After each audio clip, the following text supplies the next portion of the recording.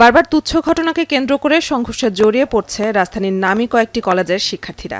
সবশেষ মঙ্গলবার এক শিক্ষার্থীকে মারধরের জেরে সংঘর্ষ বাধে ঢাকা কলেজ ও সিটি কলেজের ছাত্রদের। দফায় দফায় ধাওয়া, পাল্টা ধাওয়া ও সংঘর্ষে ১৫ পুলিশ সদস্যসহ দুপক্ষেরই আহত হয় প্রায় অর্ধশতাধিক। তুচ্ছ ঘটনাকে কেন্দ্র করে বারবার এমন সংঘর্ষের স্থায়ী সমাধানে বুধবার ধানমন্ডি থানায় বৈঠকে বসেন ৩ কলেজের অধ্যক্ষ। এরপর প্রায় ২.৫ ঘণ্টা আলোচনার পর গণমাধ্যমকে তারা বলেন, সন্ত্রাসী কর্মকাণ্ডে কোনো ধরনের ছাড় দেওয়া হবে না। বান্ডেল থাকলে প্রতি সেনমানিতে টাকা বাঁচবে। বিকাশ সেনমানি বান্ডেল কিনে জিতুন প্রতি লেনদেনে। জড়িতদের বিরুদ্ধে আইনগত ব্যবস্থা নেবে কলেজ কর্তৃপক্ষ। ক্লাস চলাকালীন সময়ে কোনো ছাত্র যেন বাইরে না থাকে সে ব্যাপারে আমরা আলোচনা করেছি, আমরা পদক্ষেপ নেব সেই ব্যাপারে। আর অপরাধী যেই হোক না কেন তাকে শনাক্ত করে তার বিরুদ্ধে আইনগত ব্যবস্থা নেওয়া হবে।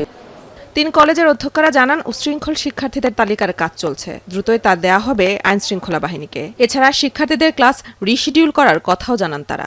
এক কলেজ আরেক কলেজকে কিভাবে সহযোগিতা করব, এই সন্ত্রাসী ঘটনা থেকে কলেজগুলোকে কিভাবে রক্ষা করব, আমরা স্ব কলেজের পরিবেশ, শিক্ষার মান এগুলো রক্ষা করার জন্য কি করব, সেই যৌথ বিবৃতিতে এগুলো অন্তর্ভুক্ত থাকবে।